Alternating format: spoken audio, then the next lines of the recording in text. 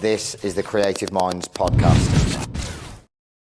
So we're back once again with another episode of the Creative Minds podcast. Once again, thanks very much for all the support.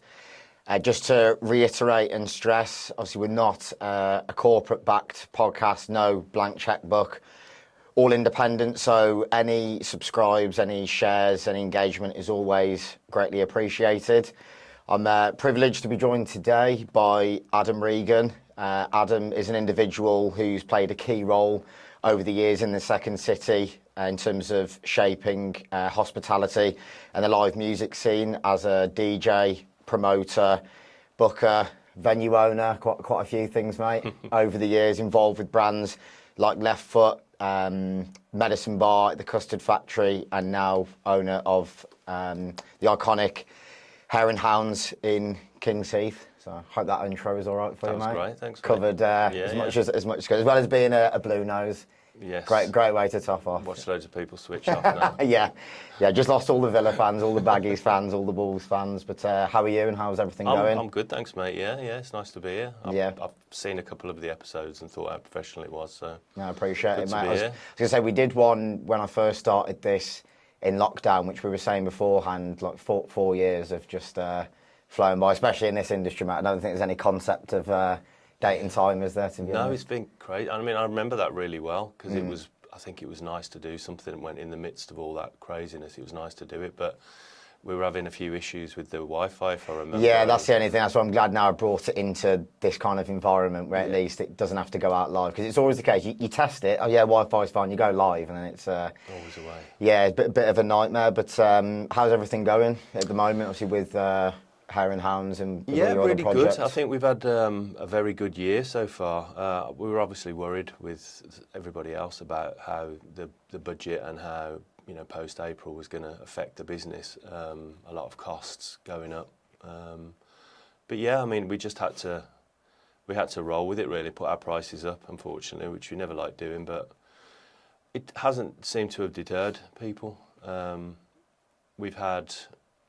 The shows have been selling well. Live music is stronger, I'd say. Clubs are still quite a challenge, but saying that, we still have our Leftfoot shows that do well, and there's quite a few established promoters at the Hare Hounds, like Heritage and Breakthrough and Broken Minds, that they all kind of selling out events, and getting people in. So there are people out there doing it. I think it's harder for the younger promoters coming through, if I'm honest, because they haven't got the disposable income to risk on shows. So yeah, but we introduced food to the venue. We're working with the Plough in Harborne, who, in my opinion, are kind of the best hospitality operators. Good Sunday lunch there, in fairness.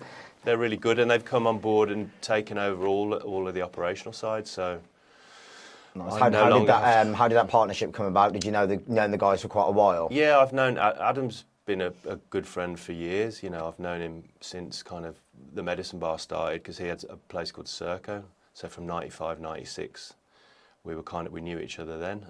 But we've been really good friends. He was always my kind of go-to for advice. He knows a lot about the industry, and he was always a bit of a sounding board. So yeah, when he said he was interested in getting involved, it was like, okay, this could be good. And it took a year to kind of fully establish itself, but yeah, it's doing so well now. Really, really pleased. Added a nice dimension that we didn't have before, which is daytime, families, So yeah, positive. Wicked, happy days. So I think it makes sense then, chronologically. I mean, it'd be quite interesting to try and navigate this one with everything that's happened over the years, like you say, from that hospitality to music back and forth. Obviously, Birmingham, born and bred. How was your upbringing, I suppose, in Birmingham? And I suppose the way that it shaped you, obviously, like the areas that you're growing up in, just I suppose like the multiculturalism within the Second City, obviously the musical influence, I suppose, like from your parents. How was it growing up? Well, yeah, I was born in Birmingham. My parents are both from Bordesley Green, hence why we're Blues fans. Yeah. It's right by the ground. Yeah. But for the first 5 years of my life, we lived in Hales Owen. So I'm a kind of honorary yam really. But we moved back to Birmingham when I was, I think, 4 and a half, something like that. We moved to Harborne. And yeah, my childhood was there's a lot of music. My mum's very musical. She always sings. She was always really into kind of listening to music, very into kind of musical theatre. So things like Sound of Music would be really popular on our TV when we were growing up. My dad was more into the crooners, you know, Sinatra and Perry Como and Andy Williams and that sort of stuff. But music was just something that was around, and I started playing the guitar and singing, and yeah, just kind of grew my sort of obsession with music, really. I think the first artist that I was fully obsessed with was Adam Ant from Adam and the Ants. So obviously the name kind of probably stood out. Yeah. But yeah, I think I was about 10 when he had his first hit, and I just was obsessed. Yeah, I was going to say, in fairness, me growing up, even though I was born in the 90s, my mum was a massive 80s fan, so I grew up listening to like Duran Duran, Frankie Goes to Hollywood, Flock of Seagulls, all those kind of acts. Is that, with you saying Adam, was it a lot of the acts you kind of listened to? I think like any kid of that age, Top of the Pops was the thing that we all went to for our kind of fix for music. So yeah, you know, Spandau Ballet, Duran Duran, but also stuff like ELO, Simon and Garfunkel. There was a lot of different influences in the house, and just around, you know, and also growing up at the time when UB40 were at their kind of at the start of their career, and we had them up the road essentially being local Brummie lads doing really well, and that kind of multicultural influence in the music, the whole two-tone ska thing, they were all really kind of big influences, and it's always, I find it strange when I go places that aren't multicultural, and it just feels it just feels odd. I think because I've grown up in Birmingham, multiculturalism is just something that I've accepted as this is what life is, you know.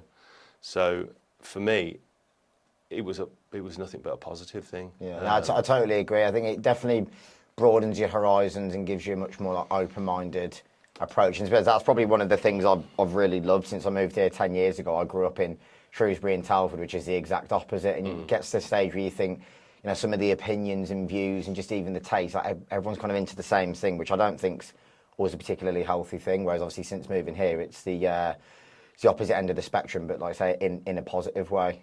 Yeah, I think there are, of course, there are problems in all societies, but the overriding thing for me about Birmingham was that it didn't really matter if you were Irish or black or Pakistani or Polish. You know, it was always people just used to hang out, and that, I think that sort of story doesn't get told enough. And I think, you know, there are people like Stephen Knight doing stories about it, but I think Birmingham needs to be celebrated as a place that's really worked in that respect. Yeah. You know, musically, 100%. You can't really deny it, can you? Nah, not at all.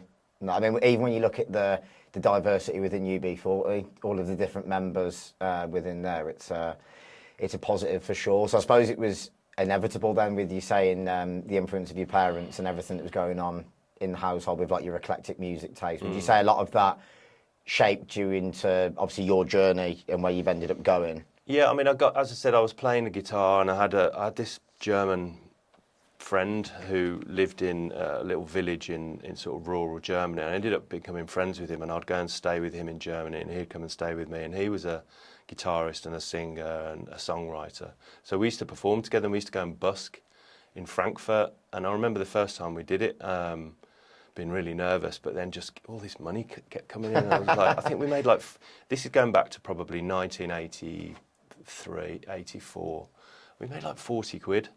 And that was a lot of money. Yeah. And we were like, I was like, what the hell? This is bizarre, isn't it? But I think I just enjoyed that kind of involvement with music. You know, I wasn't necessarily writing stuff myself, but I was performing and being around creative people.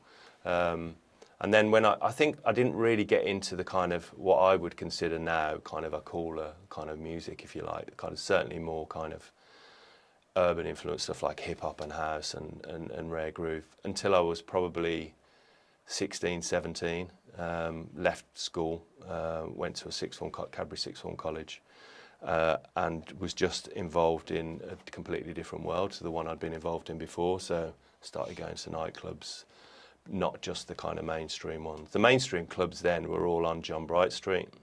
Okay. So, which is bizarre to think back, but you know, there was Edwards number 7, Edwards number 8, which was more of a rock club. There was Boogies. There were loads of these little clubs, and they were just essentially towny clubs. Yeah. But you'd go, and they would be playing all the pop music of the day, which obviously included bits of house, because house music was breaking into the charts in '87 and '88. You know, there were some big tunes, but I think after a sort of one summer of going to those kind of clubs, we started going to the cooler clubs and listening, because of my girlfriend's cousin, Sarah Bennett, who was really kind of connected with the music scene in Birmingham. She used to take us to all these really cool places, Akafes and you know, like Rococo and all these really cool Birmingham clubs, and it just opened my eyes, you know, completely, and just thought, this is what I want to do.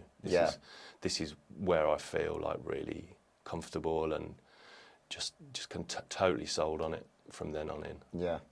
How was it in terms of, with you saying you went to college, what were you doing work-wise before you ended up working in the music industry? Okay, so I went to Liverpool to do like an English and drama course, and dropped out after a term. I wasn't in a very good place. I wasn't looking after myself. I was partying too hard. I've been there, mate. And I lasted a term, came back to Birmingham, worked in TGI Fridays as a chef. This is always the part I like hearing, the pre-music part. I was terrible at that. But I used to go out to all-nighters and go straight to work, which obviously isn't very advisable. Is that why you ended up linking up with the Plough and Harbour, and then sort of can't have Adam on the food duties? Definitely not me on the food. But then, yeah, I did all kinds of random jobs. Worked in a book warehouse. I was actually a nanny for about 6 months, working for a woman that had 2 kids. My friend Jess had been the nanny for about a year before, and she went off somewhere to study. And the mum said, "Oh, you've been around. You know the kids. You get on well with them. Do you want to step in?" And I was just like, "Wow, that's bizarre." But yeah, go on then. So I did that, and that was really enjoyable. To be fair, some of the skills from being a nanny nowadays you can probably carry over into the music industry. Absolutely, yeah. Some aspects are. Yeah, and then having kids myself. But yeah. I kind of did that, and then I think I decided to go back to university, and I loved Nottingham as a city. And I was obsessed with this club they had called Venus, which was like one of the coolest clubs in the country at the time. So I got into Nottingham to do like media communication studies, and through my first party in '92 at Venus, I managed to blag them to do a Tuesday night. Was that like a student kind of night, was it? Yeah, we did a student night. So there was 2 rooms. Upstairs was more like a bar, and we had someone playing like soul and hip hop and jazz and that sort of stuff. And then downstairs was house. And we did all right. I think we got a couple of 100 people in, and yeah, loved it. Like, again, just it was one of those moments where I thought, yeah, I'd rather do this than studying. But I managed to get my way through the degree. Started looking after yourself a bit more the second time round. Well, I was in a better place, and then probably still was partying a bit too hard, but I was managing to keep a lid on it, and was DJing. I was working in a record shop, Joy for Life, which was run by Gordon Kay, a DJ from Brighton, and I was doing parties and DJing in bars and starting building up a record collection, and yeah, they were really good times. Good times. How did you go about, obviously nowadays, like promoting, it's so competitive and saturated, there's so much noise as well. Obviously there's like Instagram, there's Facebook, there's TikTok, there's so many different forms of promoting. What were your kind of tactics back then? Because obviously there's a lot more like guerrilla kind of tactics. Completely different. No social media, obviously, not even really email. No. I think I barely used a computer really throughout my degree. It was word of mouth. And postering and flyering and standing outside clubs and getting to know people at the college and sitting in the canteen, chatting to people, giving them flyers, and just being social, and being. I miss that element personally. I mean, that's what, when I started out probably 10 years ago, that's how I preferred actually going to speak to people. But I think now, because people are that plugged into their phones, and especially I'm not going to generalise and stereotype the younger generation, but I think if you're plugged into your phone 24/7, that becomes your norm of communication. Yeah. And if someone my age comes up to you, you're almost a bit taken aback, like, oh, why is this random individual speaking to me? But that's all I'm used to. We're used to is actually speaking to people like a human being. But obviously the way they consume content now, it's all TikTok, which I know times have changed, but I do miss that old school form of promoting. Yeah, I think personally. some people still do it. I think, I've got my kids have done parties and they DJ. They're 20 now, and although they're very much grown up with social media and Instagram and all the rest of it, they are social and they do understand the importance of building networks and tapping into different scenes.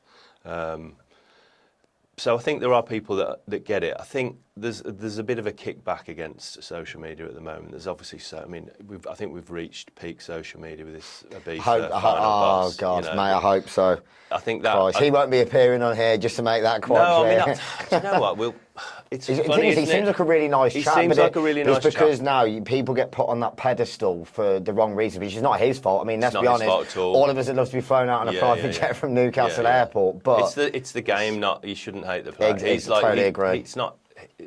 I don't understand. People have been saying all kinds of nasty stuff. That's the thing about the internet. They hype you up and then they'll take you down as quickly as they hype you up. But I mean, he's just a working class lad from Newcastle that's landed on his feet and he's probably going to have the best summer of his life. Yeah, totally. I have no bitterness towards him, but the whole kind of game of it, and someone instantly signed him for management. He's a management company. Beat me to it. Were you thinking again? No. There's certain things. What the first guest I had on, it's like, we all work on, we all like a pound note. We're not all just doing it purely for passion, but there comes a stage where it's like, I've got to have that, we've all got to have that bit of integrity and morals. And I'm like, is that really a project that I would see myself working on? There is parts of the market where, as people, that's what they're about. And credit to them, obviously people capitalise on it. But for me personally, I just wouldn't feel comfortable. I don't really know where. I wouldn't even know where to start. Well, it's a bit like that Extras, isn't it? The Ricky Gervais thing when Brent went up. No, it wasn't Extras. It was actually The Office when he went off on a tour in the second. I think it was the second season. He was just a celebrity or a minor sort of C-list celebrity going around nightclubs in the north of England playing blind date and doing all those crazy things.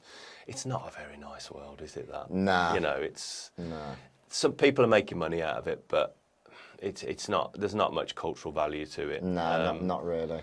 So I think I've got such a love-hate thing with social media, like Instagram in particular, because Facebook I'm barely on anymore. I don't ever post. I might comment on the odd friend's post, but Instagram I loved for a long time because I loved the music, the connection with music. You'd find some interesting DJ, or you'd be watching this kind of Japanese guy play like a drum machine and loop ups, and you'd be like, who the hell's this? And suddenly you're looking at his followers.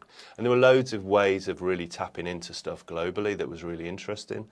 I still like getting recipes and, people are like, oh, the 10 best places to go for a walk in North Wales, things like that. Great, I'll save them all day long. But that constant drip of you're not good enough. You need to improve. Yeah, it's like this whole hustle culture. You're working out wrong. You're not doing this right. You shouldn't eat that. You shouldn't drink that. You should. It's constant, and it's. I think for kids, it's very toxic. For kids, it's 100%. very damaging. Something I've spoken to. My younger brother doesn't really use it, but my half sister, she's only about 19 or 20, and I had the conversation with us. A lot of what you're consuming, it's not real life. People will paint this picture that they're millionaires or they're living the lifestyle, but the reality is that they're having breakdowns behind the scenes because they're trying to create this image because of their own insecurities. There are successful people out there, it is their actual life, but a lot of it, as we know now, as time's gone on, the reality of Instagram is far from reality. I think there is a mental health crisis at the moment in this country, but globally, and I think a lot of it is linked to social media. And if you're sat there all day, obviously the amount of time I have to spend on it doing social media and marketing work, but I'm very particular about what I consume because otherwise you go down the doom scrolling, as they call it, in the rabbit hole. But we all do it. Yeah. That's the thing. We're all aware of it, but we all do it. It's like a drug that you can't kind of kick. It's really dangerous. I think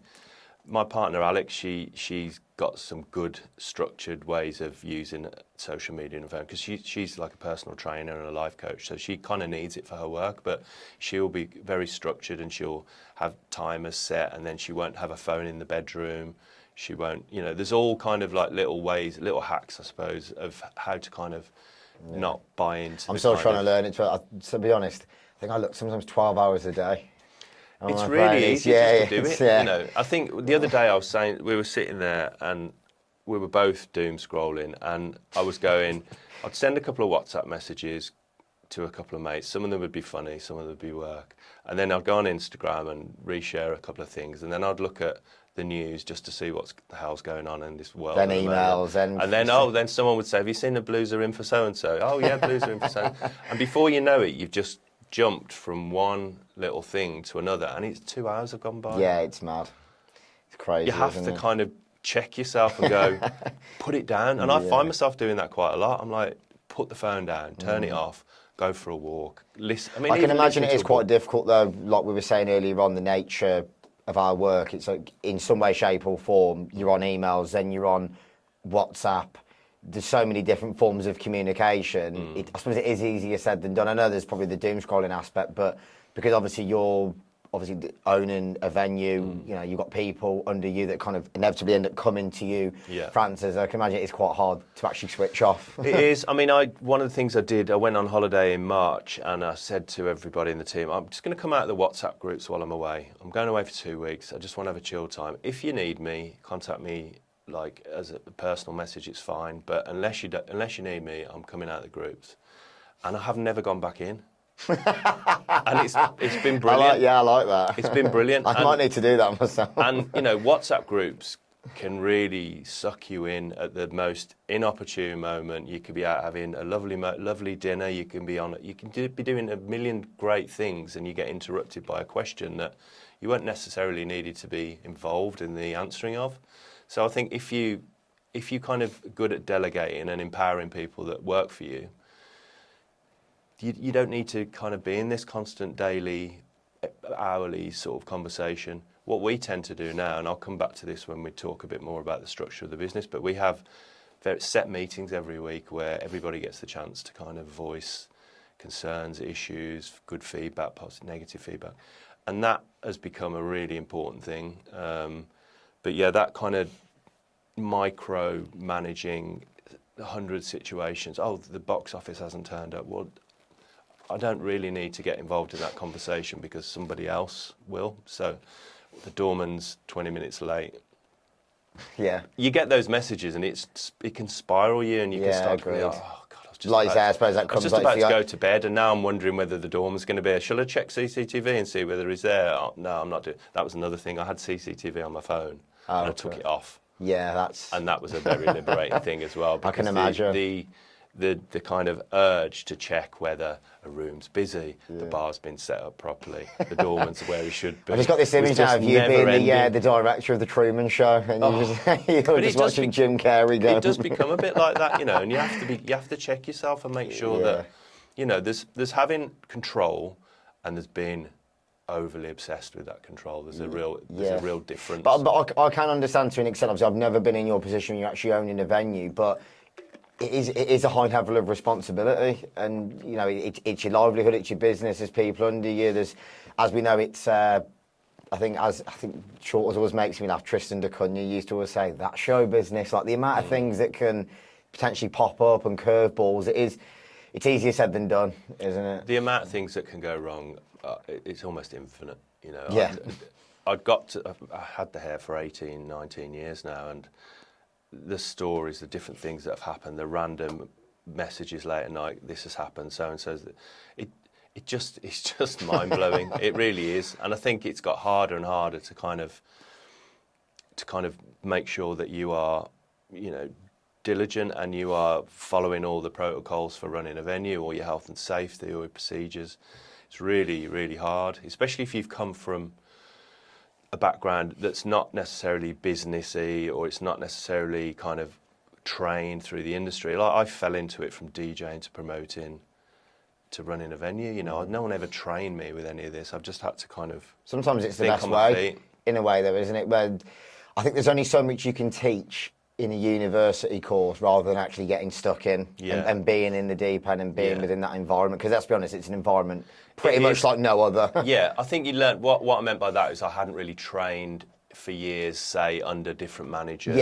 You know, like I think that's a far better way to learn than a university course about running a venue. I'm not sure how that would work out, but you just kind of So a lot of it was really self-taught then, in terms of your Yeah, journey. I mean, I had some good influence, you know, people that had given me guidance and people I'd worked with. And to be honest, I learned a lot about how not to do things from people that I'd met along the way. You know, you learn a lot of things about what shouldn't be acceptable in Sometimes a venue. it is almost better, especially in this industry.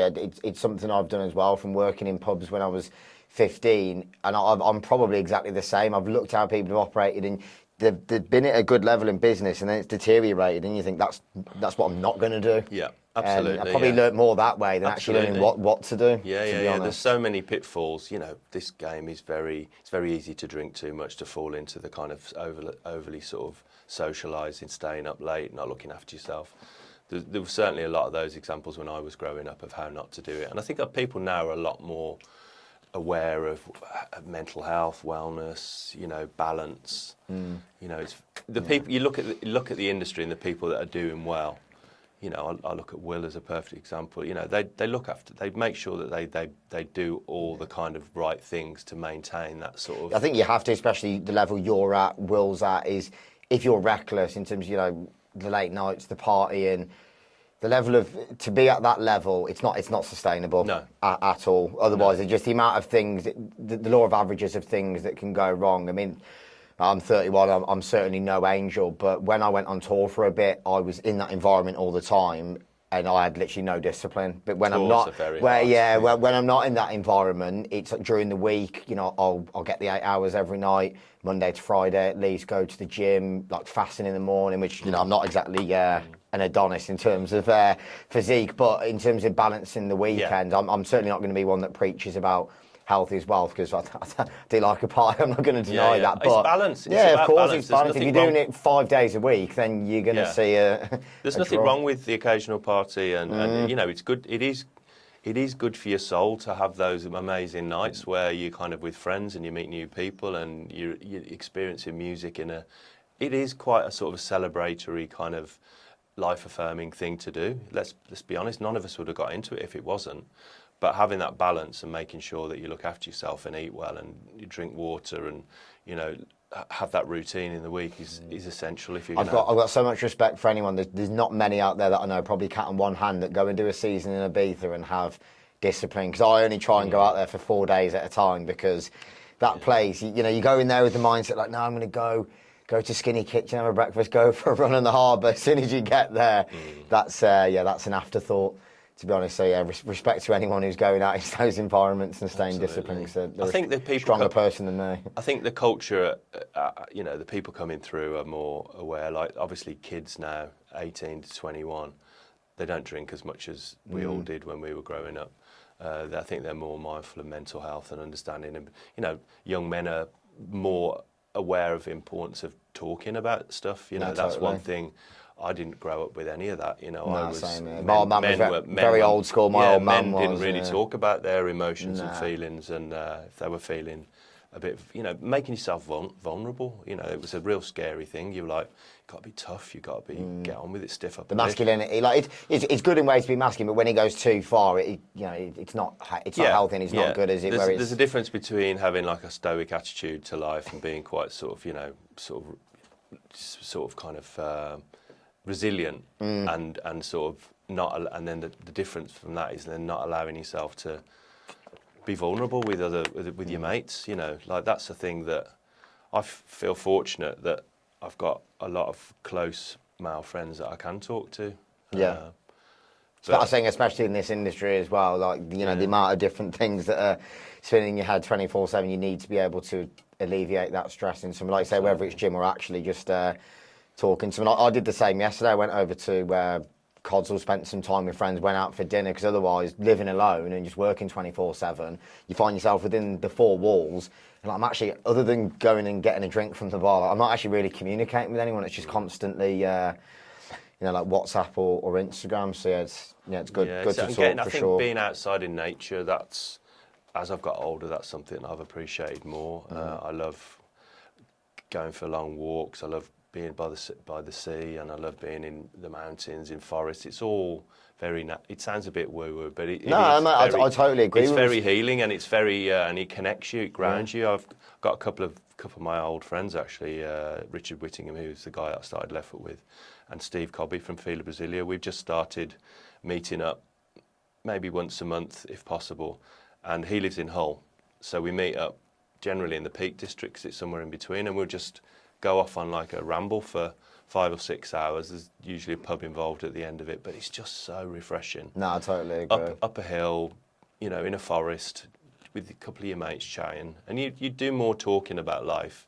in those situations than you would normally. Yeah, rather than down a canal in the city centre. Yeah, so you just get this kind of, you come back, we all come back from them going, God, that was brilliant, you know, why don't we need to do this more. Yeah. And I think that's essential. No, I sanity. totally agree. Yeah, not nice tangent we went off on there. We anyway, did, didn't we? Yeah, but Yeah. it's things that definitely need to be discussed, and hopefully it helps anyone as well. So, with you saying it was Liverpool, Nottingham, how long were you in Nottingham for then, before you then came back to Birmingham? I did the 3 years in Nottingham, and in my last year in Nottingham, my girlfriend's brother and his best mate opened a medicine bar in Islington in North London. So I was going back and forth from Nottingham DJing as a kind of resident once a month, and they said, "Oh, when you graduate, just come down, just get a flat." So me and my girlfriend and her sister Martha, we found a flat in Islington. We were just about to sign on and move down, sign on the flat, and So you meant sign on, as in no, just about to, on the top. just about to sign the lease for the flat, and Jonathan, my brother-in-law, said, "Hold on a minute, we're looking at this bar in Birmingham to do a medicine bar Birmingham," and we were like, "Oh, that's interesting." He said, "Yeah, we've met this guy Simon Jones from Wolverhampton. He's a promoter, and he's got this place at the Custard factory." I was like, "I've heard of that place," but it hadn't been like this big thing up until then. They said, "Come down and see it." We were going up to see it next week, so we went down. We were like, "God, this is a bit cool, isn't it?" And I didn't end up going to London. They said, "Do you want to be the assistant manager?" And I was like, "Yeah."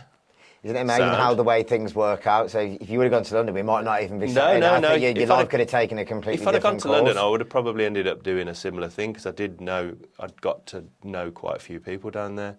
But staying in Birmingham certainly changed the course of my life. You know, we opened the medicine bar in December '95, and yeah, I was the assistant manager, and then when the manager left, I shared the manager role with a friend of mine, Lynn. I just had 2 great years. That's where I started. We were booking artists, working with a lot of local artists. We started like an all-dayer called Summer Madness, and had LTJ Bookham, Nightmares on Wax, Fabio and Groove Rider. It was all that era where kind of it was sort of hip-hoppy, trip-hoppy, crossing over with liquid drum and bass.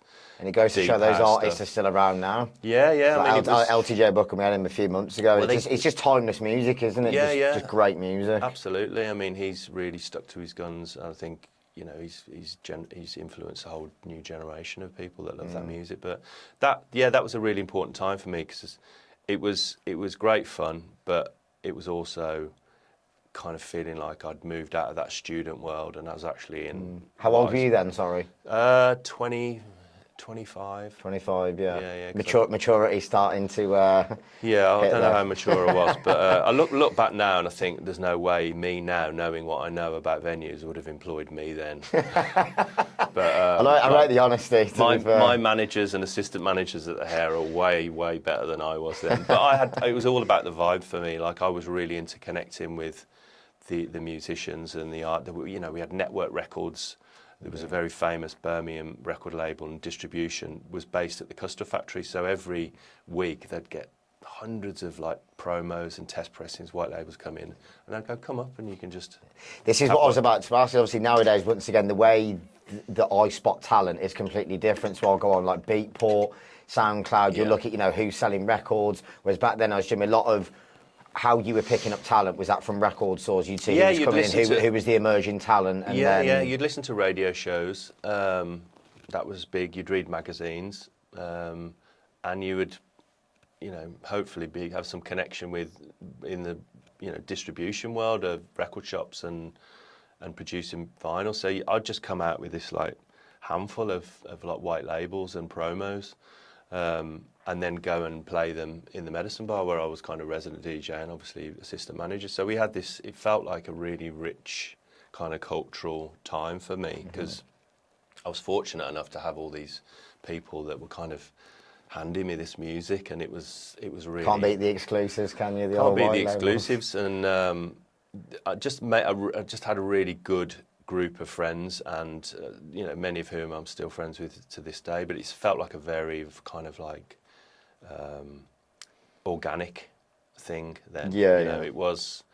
There was no one trying to build profiles or create content on social media. It was about, again, sorry guys, we're getting back to that thing of the personal contact. I would go over and meet the lads there, and then they'd be like, oh, we got this artist coming in, should we have a drink in the bar afterwards? And you'd sit and have a drink, and then they'd be like, oh, I'll do this night in Nottingham, do you want to come and play?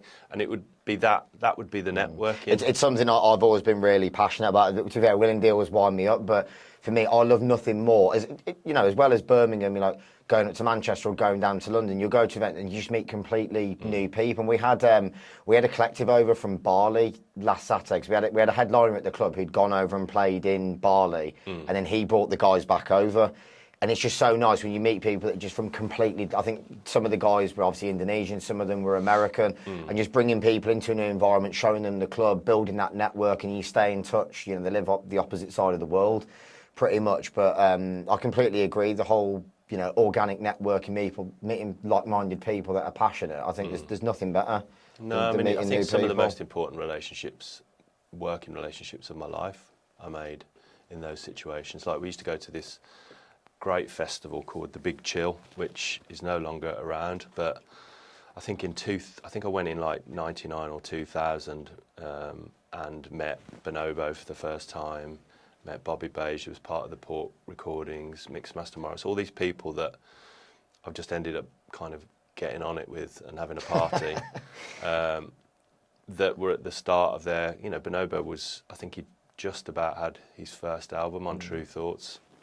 Still amazing now, still smashing it now. He was new. He was very, very new. And without the kind of artists, I'm sorry to interrupt, when you were coming across them, did you have that area you thought they're going to be special?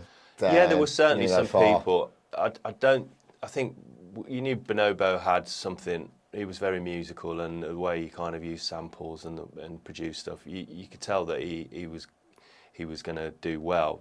To the degree that he has done, maybe I wasn't, he's just like a global phenomenon, really, that who would have guessed that any of the people that have got to that level have. I think there's an element of kind of talent, obviously. There's an element of luck, so meeting people at the right time. I think he found a bit of a niche in kind of sync, so a lot of his early music got synced, which pays really well. Yeah. And when you get paid that money, that kind of gives you that freedom to make more music. And I think he's on like TV, film adverts, adverts, and there's really good money in that. You get a sync in a good TV show. I've tried a few times to hustle in. It's not easy, but if you can get into that world, but once you're in it, you're kind of in it. So it's gone full circle with him, because we did. We were invited back to Love International in July, because it was the 10th anniversary of Love International, the 20th anniversary since the Garden Festival started in Croatia. Is it Tisno? Tisno, I've heard good stories. Yeah, it's an amazing place. Jit and Jit definitely, and Will. But I'd been involved at the start, because it was started by a couple of guys from Birmingham, Nick Colgan and Jimmy Brown. Jimmy is a drummer from UB40. They just kind of went over there and got a bar, and then it turned into, they got Eddie O'Callaghan involved, another Brummie, and Gail. And they kind of started that whole scene that has now become this, obviously there's a big season of events that go on in Croatia. So I'd been going a lot, and I hadn't been for about 7 years. And then Dave Harvey, who runs Love International, just said, look, it's a big one this year. We're celebrating anniversaries. Do you want to come and do another boat party? And we'll ask Bonobo. And I was like, yeah, that'd be brilliant. So I took my kids. I went with Alex, my partner, and my 2 kids, and they warmed up with me on the boat. So they DJ'd with me, and then Bonobo played, and then he was really generous at the end. He was like, come on, let's all do a back-to-back. So they were playing back-to-back with him. Amazing. Which was like, oh, wow. When I first met you, these kids weren't even around, and they've kind of... It was lovely. It was one of those real magical kind of moments where, you just see their kind of love and their enthusiasm for this being really kind of given back to them. Like the crowd were amazing. They were there were loads of our friends there and people that Manny and Thea knew, but it was just a beautiful experience. And, you can't beat those moments, can you? And it is, like you say, it's nice when the new school and the old school connect. There's that like mutual respect, and especially for the younger generation, they're kind of sat there like, this is an amazing full circle moment. You probably never expect to. Absolutely, I have noticed though there are a few. We're not the only father and son and daughter kind of combos. I've noticed there's quite a few coming through, and I mean obviously we've had them in the past, but George from Nightmares on Wax, he DJs with his daughter Marley. Nice. There was more Dave. Who else was DJing in Croatia? There was Calvin Andrews and Joey T, their father and son. I noticed that Dean Efferino and his son Miller were DJing together at Mostly Jazz. Oh, nice. So there seems to be quite a few of these kind of coming through. I think if kids have grown up with DJs as parents, it's kind of inevitable, isn't it? You kind of like my two are very like, oh, we're just nepo babies. People take the piss. Oh, you're only getting the opportunities. I'm like, you are getting the opportunities because of you and my kids. But if you weren't good enough, I would never in a million years let you anywhere near the decks at one of my parties. I've got my own reputation to protect here, father or no father. If you've got to take that kind of criticism, because people will criticise. Yeah, of course. People will be like, a few people have commented on our Instagrams when I've shared stuff about Manny and Thea, and just laugh it off, really. It's like, that's all you've got to do. Would I not give them that opportunity, knowing how much they love it? For them, lockdown was the time that they learned to do it, because I think they were 15, 16 during lockdown. I just bought decks home, little PA, and I went, there you go, there's my USB and loads of old CDs, just crack on. So I'd give them a few little lessons about the basics, but they just got stuck in. Yeah. And both fell in love with it. I was speaking to Flash Mob about that, who did, was it Needing Me on Defected Records, and he was saying about his relationship with Simon Dunmore. He was saying, there's always those comments about both of his sons being, his sons are really good DJs. They've got like a really eclectic music taste. They produce as well, and it's always a classic. You've only got the opportunity because of your father. He said, but if your dad's Simon Dunmore and you've got that level of record collection, you're within music 24/7. You're inevitably going to probably go into that world, and but you'll be found out pretty quickly if you're not. Well, yeah, of course. If you're not good enough, 100%. Let's be honest. It happens in the acting world. It happens in all different worlds where people get a leg up because of who their father or their mother is. Yeah. But you soon find out whether they're good enough or meant to be there. I'm sure you've seen it with like David Beckham. So he was like having trials at Arsenal. Like, nah, he's certainly no David. He's not going to cut the mustard, I don't think. Yeah, definitely. Yeah. So going back to Medicine Bar, then, who would you say were kind of the biggest artists you were booking at the time? I suppose ones that were emerging that have gone on to do great things as well. So if fast forward a little bit to the Medicine Bar was a bar essentially up until 1999, and it would just be the building. So the bar itself, 3 floors. You'd have DJs in the bar, and then around late 1999, Simon got permission to knock through into the art gallery next door. So there was a gallery space, which is basically a small warehouse. And he'd done we'd always used it for events, but it had never been connected. And he got permission off the Custard factory, agreed a rent, and then let's turn this into a proper club room. So we did the first party there in January 2000. Yeah, January 2000. This isn't Leftfoot, is it? This is Leftfoot. This is Leftfoot. That's what I thought we might be coming on to. This was the first. So me and Richard, who I mentioned earlier, we were running a record label called Different Drummer, and Richard was part of a group called Rockers Hi-Fi, who had quite a bit of success, signed to Ireland and then Warner Brothers, and toured as a band coming out of Birmingham. And we ran this record label, and we'd done a lot of DJing around Europe because Rockers Hi-Fi had split up, and Dick was still getting a lot of requests to DJ, and he's like, I don't want to do it on my own. Should we start a little sound system? So, well, all right, so how are we going to do this? So we'd have an MC, either Tweed or Farda P, and in very much a dub sort of reggae style MC. And then one of us would DJ and the other one would be on space echo and effects. So we started practicing this, and this actually works. So we were kind of coming from a dub background, but we were playing beats and house and drum and bass, anything that kind of fitted into that.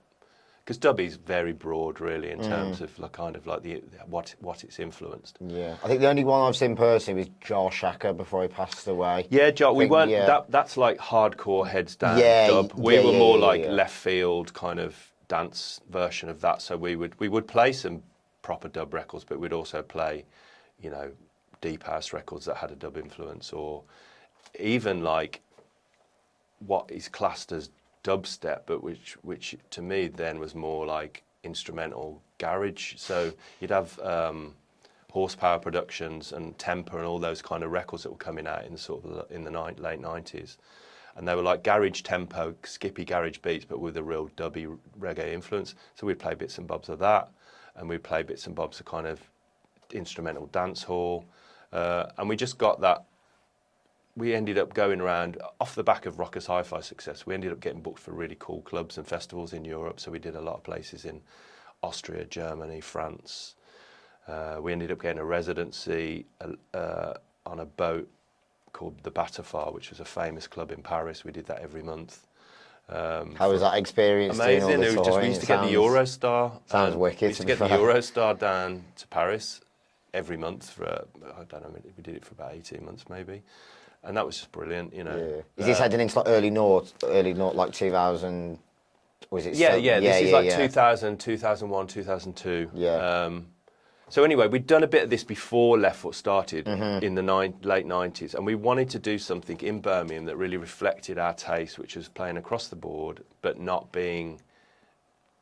There was a kind of a bit of a movement of like the big beat sound, and they were calling it kind of eclectic, but it was not really what we were into. So we wanted to do what we were into in Birmingham, and create that kind of scene.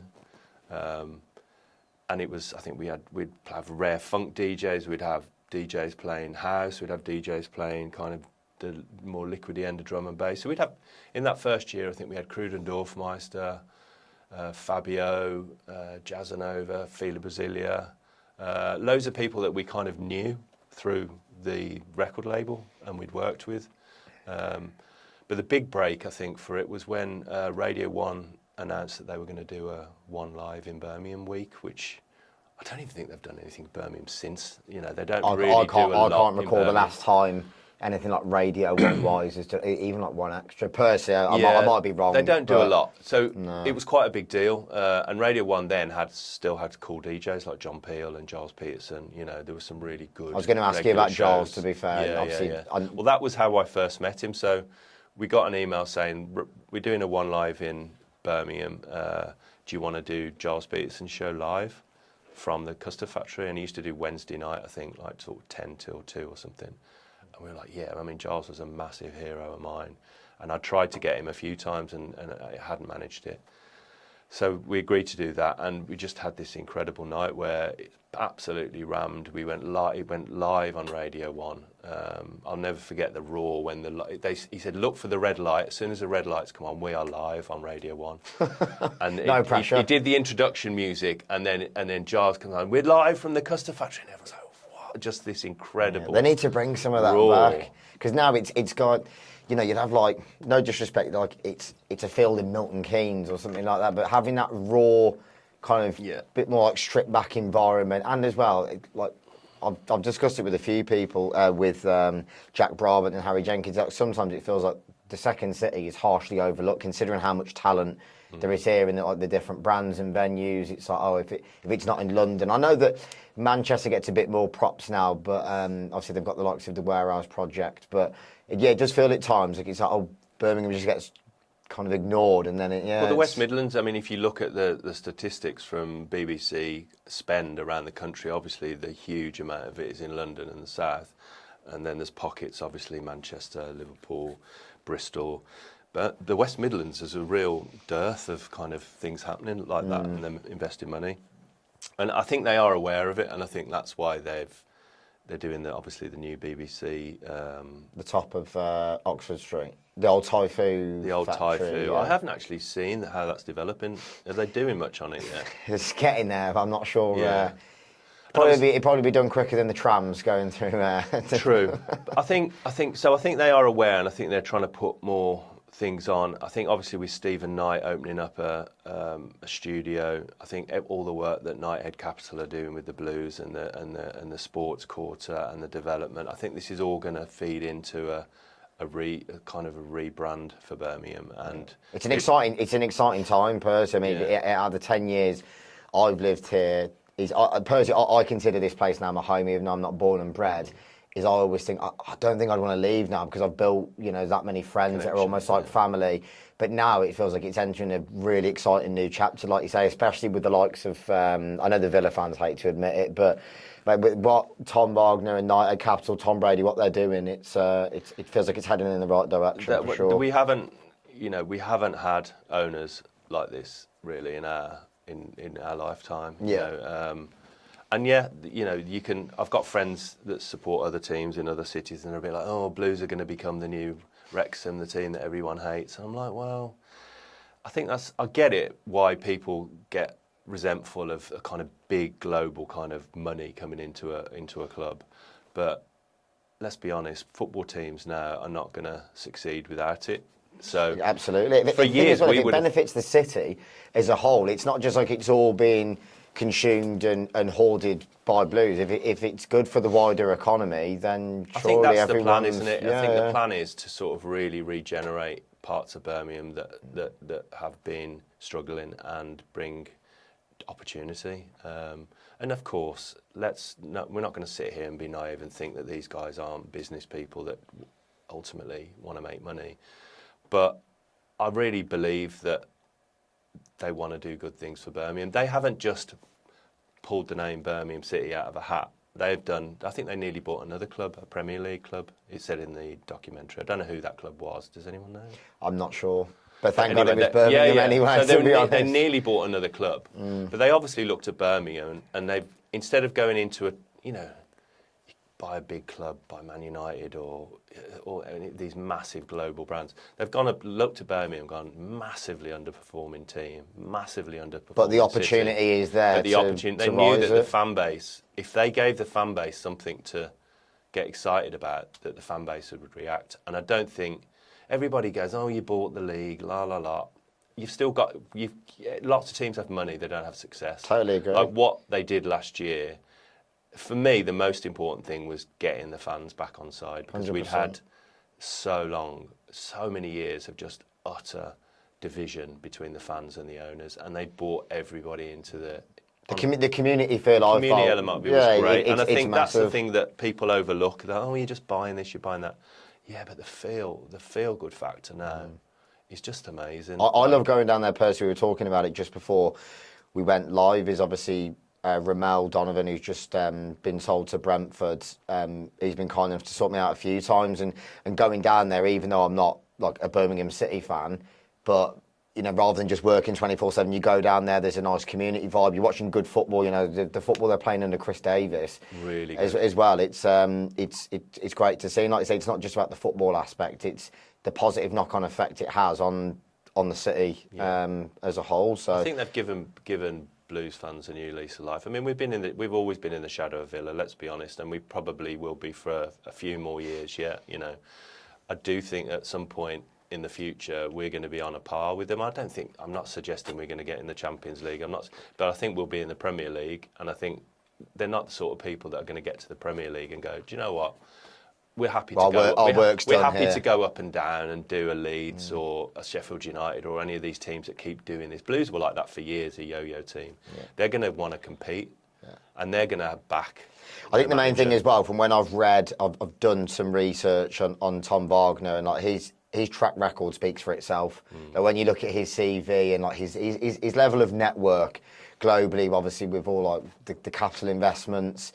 I mean, even the fact that obviously he was in 10 Downing Street, wasn't he, when he was signing off all the sports quarter and everything else? Like the guy's not a joke. Like he's a serious player. He's serious. I loved in the documentary in the bit when he was saying like, "I love a failing project. I love looking at a business that is failing and going in and saying I can turn this around."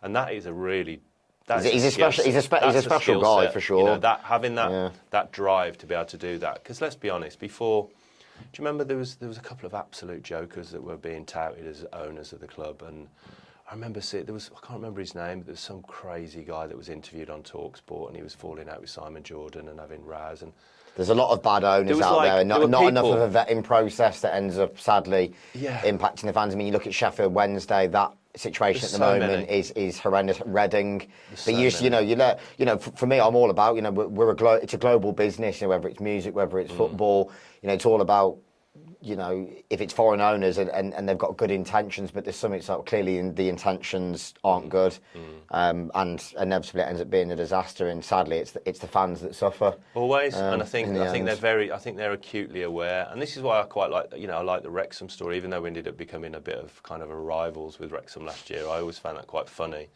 but I like the story because I genuinely believe that Rob McElhenney and Ryan Reynolds were going about it for the right reasons. They were really trying to develop the kind of pride in the city again and give people hope. And I don't think it was just about money. I really don't. And it's same with Tom Wagner, there's easier ways to make money than buying Birmingham City Football Club. Totally there's probably millions of to recuperate that. It's not an easy recoup. People would have looked at that and gone, steer clear, man. That city's a joke. The club's a joke. You're just going to lose money, and he's gone, that's exactly the kind of stuff that I want. I rate the mindset. I mean, there's giving it a go, and then there's that level of giving it a go. So it's to be admired. On them, haven't they? Yeah, no, 100%.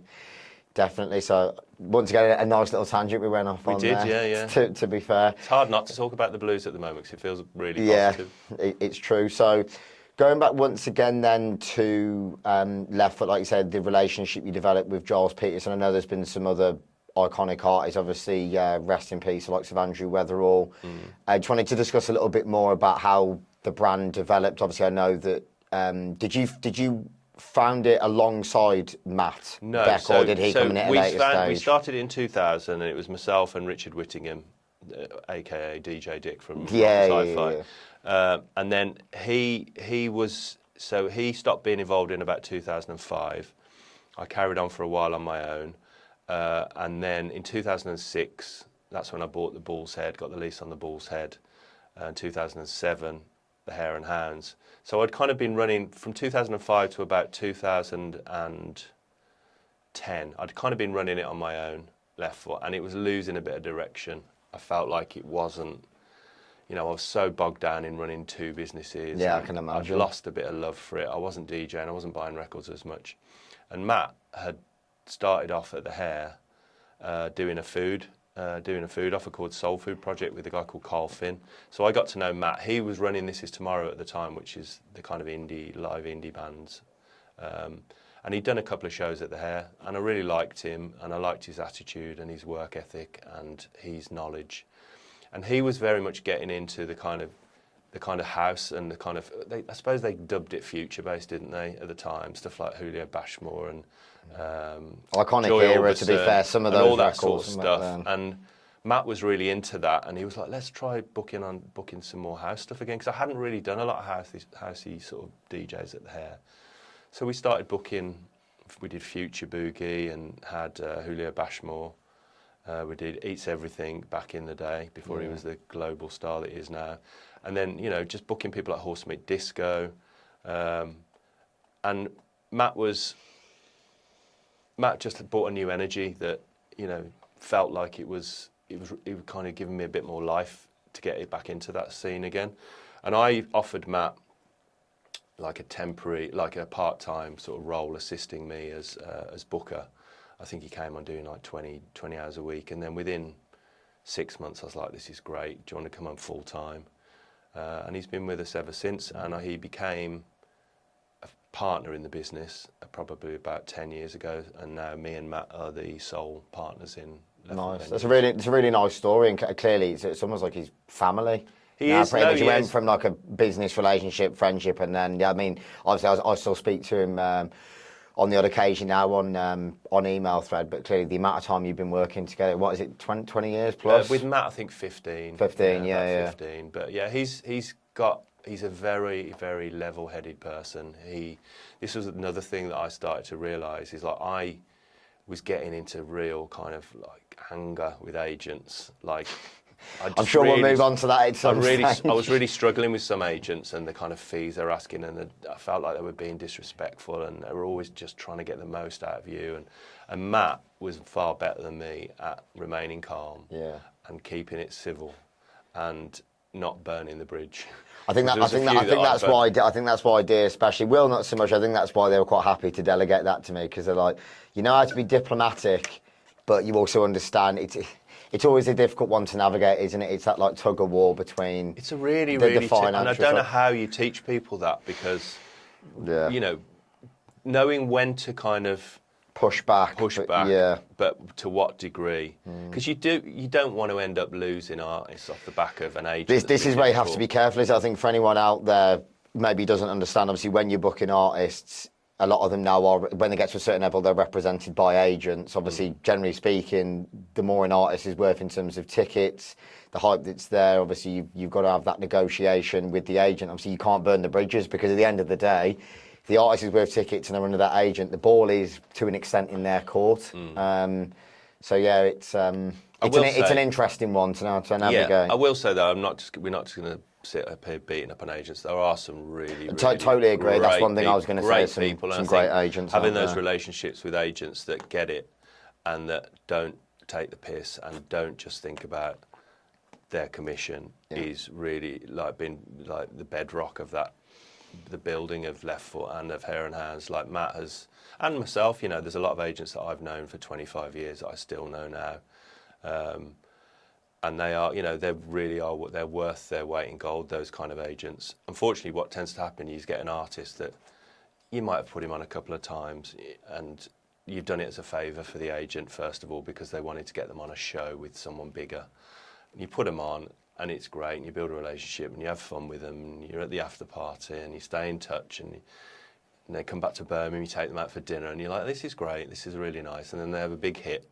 And then they go to a big agency, and then suddenly you get an email saying the relationship is almost no longer existent. Hold on a minute. No, totally agree. I've had that a few times. I kind of know this guy, and we put him on when we lost money on shows, and we built a relationship.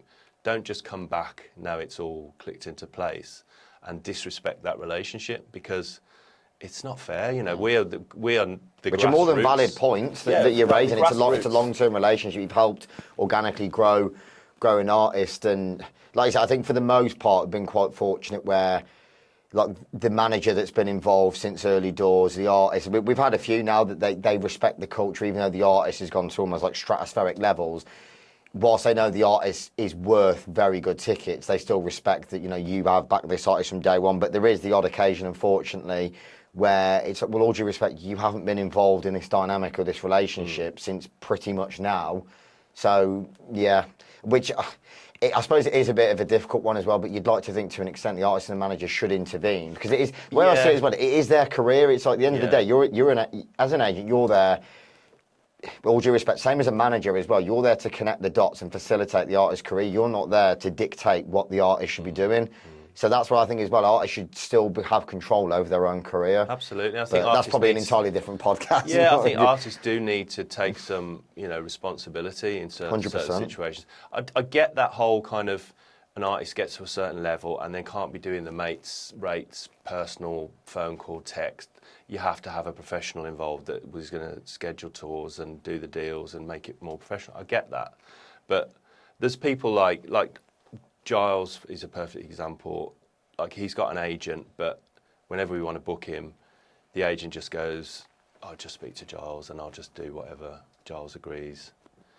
You know, that's a really important thing to do. And then there's people like Luke Una that I've known for years and years and years. It's amazing DJ. And he's with an agency now, and that relationship can be quite, it's not in this situation, but in certain situations it can be quite strained, because you're thinking, hold on a minute, we're pals, we've been on holiday together, I've known you for, and then this agent's wanting why aren't you giving this buyout for the hotel that you never wanted anyway? Oh, don't get me started on the hotel buyouts. We're not using the hotel, but can have £150. Can we have a buyout? Yeah, that is the one thing that really grinds my gears. we've had this anything. conversation a few times. Will's had to draft a few Do you want a hotel? emails. Do you want a hotel? I'll get you one. No, we just want the money. That make sense. In what other profession does that happen? I work for NatWest. I've just been to London. Yeah. And, often as well, I think riders are a bone of contention for promoters because the agency send out this kind of rider that may have been there for a festival or for a big club, and then they send it to you knowing that it's a 250 club, and you're like, we're not going to get them 2 different types of bourbon, and we're not going to get them 3 bottles of champagne, and we're not going to, can we just talk about this and a lot of the time now, if there's someone's coming back, we'll just, our point of contact, which would be the show rep for the day, messages them about, have you got to the hotel? What time do you want us to send a driver? Like, are you drinking tonight? Do you want? Oh no, just waters. I'm not drinking at the moment. That's the worst. When the rider Just on waters. there is like 2 Moet, 1 Dom Perignon, Grey Goose. Let's have a Highland Spring, please, mate. You're like, for I think the last time I did a gig at Lab, we had, I won't mention the artist because I would like to book her again. But I think I know what you're going to say. She turned up and this really expensive bottle of, I think it was brandy, and a driver she wasn't drinking, and a driver just sort of took it and put it in the car with. You could see there was it's like what's that's not really. Yeah. That's not really. And the thing is, well, it's not like they're earning pennies, is it? I mean, I know there's the touring involved and it can be quite good, but let's be honest, it's it's not like you're having to go and dig trenches every day. It's like, do you really need to? I remember. Do you remember all that? There was a load of grief that the tour managers got. I think it was Carl Cox's tour manager, and there was a few getting loads of grief. I remember the Jeremy Underground one up in Scotland. It was around that time. The promoter went public. It was around that time, and it wasn't aimed at the good tour managers. It was aimed at the ones that come in and go, "Where's the sushi? Why isn't that temperature? Why isn't that da da da? Where's the cocaine? Da da da." All this kind of, and they got a load of grief, and it was like sitting there watching it all kicking off was just. Yeah. It shouldn't have been, but it was. It was delightful. Yeah. No, I know what you mean. To be honest, genuinely, that could be an entirely different podcast in itself, going down that rabbit hole of the dynamic between promoter, artist, agent and manager. So with you saying about the Bull's Head, because I used to live right by there, so it's obviously near. It's in Moseley Village. It's right on the crossroads in Moseley Village. Yeah, that was a period. It was hectic. I lived in 4-storey house share on Salisbury Road, just as you go over Edgbaston Cricket Ground, and mate, it was a wild few months. Being, yeah. Good, but I don't think the neighbours were too happy. Wow. To be honest, the thing is, it's a really nice area. So, to be honest, apologies to the neighbours. I don't think you'll be watching this, but it's a really nice area up there. So obviously that ended up becoming Cuban Embassy. Was it a case that with your workload, you just thought naturally? You've got to focus all your efforts on the Hare Hounds. A little bit, but I'm going to be brutally honest. For the last 3 years, we lost a lot of money. It started really well and was doing, both the Hare and the Bull's Head were doing well for a period. And then as the Hare started to grow and be more successful, the Bull's Head just started to nosedive. And for 3 years, the Hare was propping up the Bull. And what do you think the cause of it was? Having the Hare Hounds up the road where we could do the shows. We went from, the Hare Hounds initially was just a 1-room venue, and then we opened up the second room, which was a little bit bigger than the Bull's Head. It was 150 and the Bull's Head was 100. But people just kept wanting to do the smaller venue at the Hare, and it was harder and harder to find. So you're almost like your own worst enemy and worst competitor. Yeah, we were our own competition. Also, Moseley really changed.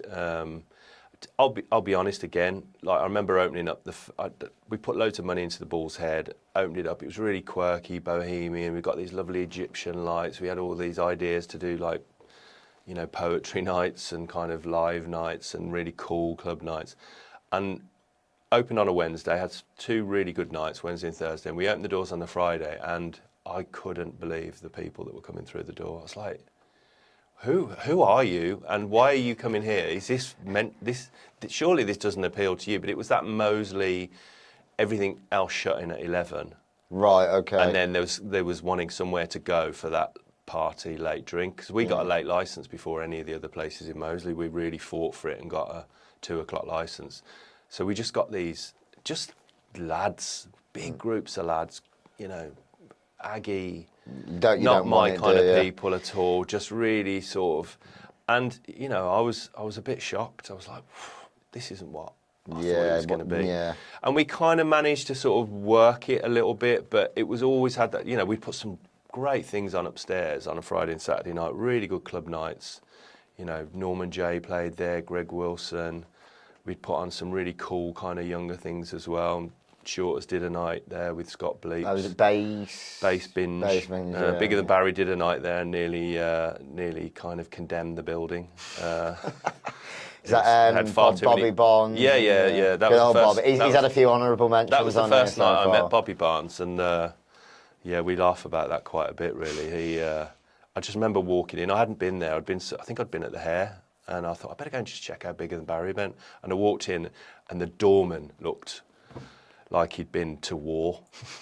There hadn't been any trouble, but it had just been like far too many naughty lads playing up, taking the piss, getting too pissed, standing in the roof where they shouldn't have been, things falling over, breaking, like glass. It was just like, and Bob was like, "It's a great night." I was like, "Yeah." And then fancy doing the door next time. and then Bobby, someone told me what we took on. on the bar, and I was like, "Fucking hell, really?" And they were like, it was like biggest bar spend we'd ever had on a Friday night. That's the difficult part at times. It's like it's a bit teetering on a knife edge, and then it's like, obviously, it's not all about money. Then you look at the bar, you think, it's decent in terms of the financial side. Absolutely. But you can have the ones that are really, really sensible, but then you look at the bars and you think, oh, financially, it was not the best. It's a bit of a tough one at times, isn't it? I think Birmingham especially, you know, they're kind of almost like the more aggy the night, the bigger the bar. The better the bars. And I totally agree. We've had a few of those at Lab over the years. So, I mean, do you miss Moseley? In a way, no. Well, that settled that one. No, I do in a way. I do miss living there. Now you've said all this, it's kind of, I'm thinking I'm going to go out in Moseley tonight or tomorrow. I do miss that bit of nostalgia. I really don't. I mean, the only time I go to Moseley is 2 weekends a year, and that's for the Moseley Jazz or the Moseley Folk. There are some nice little restaurants still, you know, there's some really cool little places, and I think the Prince of Wales have had a refurb and new people in there, and, you know, they seem to be doing some good things. Do you prefer the old Prince of Wales layout or the new Prince of Wales layout? I prefer old, personally. Yeah, the old one had a real charm, but I think the new one feels like they've given it a new lease of life. But yeah, I think Moseley's just really changed. You know, I remember people saying to me when they heard that I was going to do something in Kings Heath, and they were like, "Kings Heath, you've got this place in Moseley, which is the best place to do it in Birmingham. Why would you want to go to Kings Heath? It's rough, it's full of lunatics." It's like, sounds right, yeah, sounds good to me. And now it's like, I think Moseley's more like that. I think Moseley's more of a dangerous night out. You know, don't get me wrong, Kings Heath has still got his kind of rough pubs and, you know. I think most places have, haven't they? When people sometimes say about areas and cities, and sometimes people from London will say to me, "Oh, Birmingham's Birmingham." I'm like, well, sorry, not all of London's Kensington and Chelsea. There's enough parts of London where you can go where, you know, even broad daylight, it's not exactly appealing. I think everywhere has their good areas and bad areas. Absolutely. I mean, Kings Heath has really, really changed in the 18 years that I've been there, and York Road in particular has become this really great place to go out with loads of independent businesses. You know, we've got craft beer bars, the Duke and Schooners. We've got like natural wine and charcuterie boards at the Great St James. We've got 2 Pilates studios. You know, we've got kind of a record shop, which is a rarity in Birmingham these days, a really cool little pub. There's loads of great little businesses, and they all feed into each other, and they kind of, it feels like a proper community, which I really love. You know, I think we're the only area outside the city centre that does a Pride event. So we do Queen's Heath Pride every year, which I don't know whether people are aware of the story, but basically Joe Lycett, who is obviously a well-known comedian and TV presenter, he lives in Kings Heath, and he... Didn't know that.